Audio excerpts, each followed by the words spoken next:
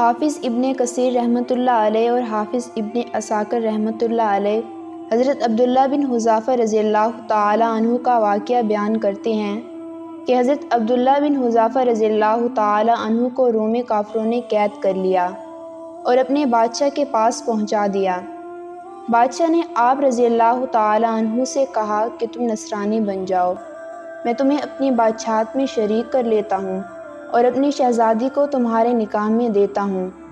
حضرت عبداللہ بن حذافہ رضی اللہ تعالی عنہ نے جواب دیا کہ یہ تو کیا، اگر تو اپنی بادشاہت مجھے دے دے اور تمام عرب کا راج بھی مجھے سونپ دے اور یہ چاہے کہ میں اپنے دین محمد صلی اللہ علیہ وآلہ وسلم سے پھر جاؤں تو یہ ناممکن ہے۔ بادشاہ نے کہا پھر تجھے قتل کر دوں گا۔ حضرت عبداللہ بن حذافہ رضی اللہ تعالی عنہ نے جواب دیا کہ ہاں یہ تجھے اختیار ہے۔ چنانچہ اسی وقت بادشاہ نے حکم دیا اور آپ رضی اللہ تعالی عنہ کو سولی پر چڑھا دیا، اور تیر اندازوں نے بادشاہ کے حکم سے آپ رضی اللہ تعالی عنہ کے ہاتھ پاؤں اور جسم چھیدنا شروع کر دیا۔ آپ رضی اللہ تعالی عنہ کو بار بار کہہ رہے تھے کہ اب بھی نصرانیت قبول کر لو، مگر آپ رضی اللہ تعالی عنہ اپنے پورے صبر و استقلال سے فرماتے رہے کہ ہرگز نہیں۔ آخر بادشاہ نے حکم دیا کہ آپ رضی اللہ تعالی عنہ کو سولی سے اتار لو اور پتھر کی بنی ہوئی دیگ خوب تپا کر آگ بنا کر لاؤ۔ چنانچہ وہ آگ پیش ہوئی۔ بادشاہ نے ایک اور مسلمان قیدی کو لانے کا حکم دیا کہ اسے اس آگ میں ڈال دو۔ اسی وقت حضرت عبداللہ بن حذافہ رضی اللہ تعالی عنہ کی موجودگی میں مسلمان قیدی کو آگ میں ڈال دیا گیا۔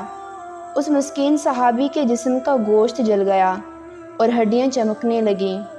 پھر بادشاہ نے حضرت عبداللہ بن حذافہ رضی اللہ تعالی عنہ سے کہا کہ دیکھو اب بھی وقت ہے، بات مان لو اور ہمارا مذہب قبول کر لو، ورنہ اس آگ کی دیگ میں اسی طرح تمہیں بھی ڈال کر جلا دیا جائے گا۔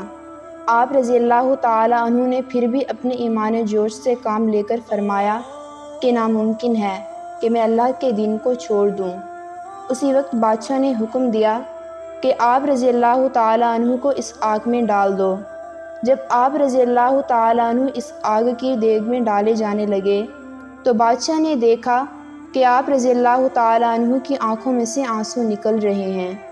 اس وقت بادشاہ نے حکم دیا کہ رک جاؤ اور آپ رضی اللہ تعالی عنہ کو اپنے پاس بلا لیا، اس لیے کہ اب بادشاہ کو امید ہو گئی تھی کہ شاید اس عذاب کو دیکھ کر آپ رضی اللہ تعالی عنہ کے خیالات بدل گئے ہوں، میری بات مان لے گا اور میرے مذہب کو قبول کر کے میری دامادی میں آ کر میری سلطنت کا حصے دار بن جائے گا۔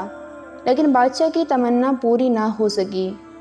حضرت عبداللہ بن حذافہ رضی اللہ تعالی عنہ نے فرمایا کہ میں صرف اس وجہ سے رو رہا ہوں کہ آج ایک ہی جان ہے جسے اللہ کی راہ میں اس عذاب کے ساتھ قربان کر رہا ہوں۔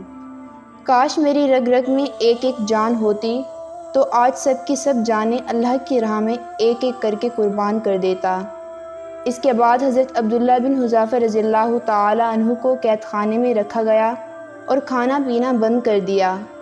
کئی دن کے بعد شراب اور خنزیر کا گوشت بھیجا، لیکن آپ رضی اللہ تعالی عنہ نے شدید بھوک پر بھی ان چیزوں کی طرف توجہ تک نہ فرمائی۔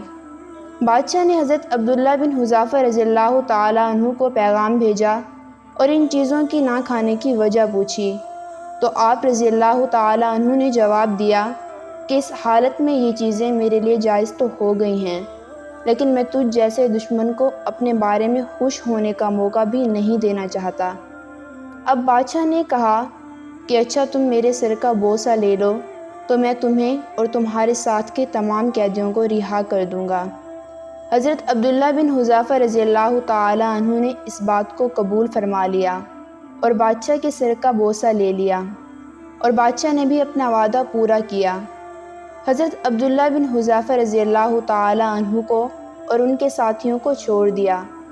جب حضرت عبداللہ بن حذافہ رضی اللہ تعالی عنہ یہاں سے آزاد ہو کر حضرت عمر فاروق رضی اللہ تعالی عنہ کے پاس پہنچے تو حضرت عمر رضی اللہ تعالی عنہ نے انہیں بڑے ادب کے ساتھ ممبر رسول صلی اللہ علیہ وآلہ وسلم پر بٹھایا اور فرمایا کہ عبداللہ اپنا واقعہ ہمیں سناؤ۔